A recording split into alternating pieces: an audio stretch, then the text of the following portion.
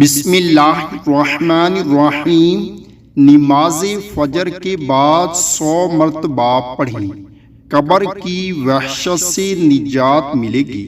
رسول اللہ صلی اللہ علیہ وآلہ وسلم نے ارشاد فرمایا، جو شخص ہر روز 100 مرتبہ لا الہ الا اللہ الملک الحق المبین پڑھے گا تو اس کو فقر و تنگ دستی سے نجات ملے گی، قبر کی وحشت سے نجات ہوگی، مال و دولت سے نوازا جائے گا اور اس کے لیے جنت کے دروازے کھول دیے جائیں گے۔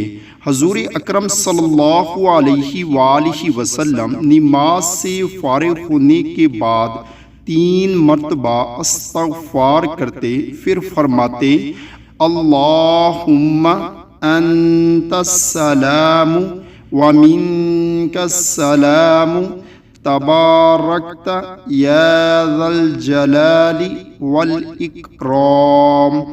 اللہ تعالی ہم سب کو بھی اس پر عمل کرنے کی توفیق عطا فرمائے، آمین۔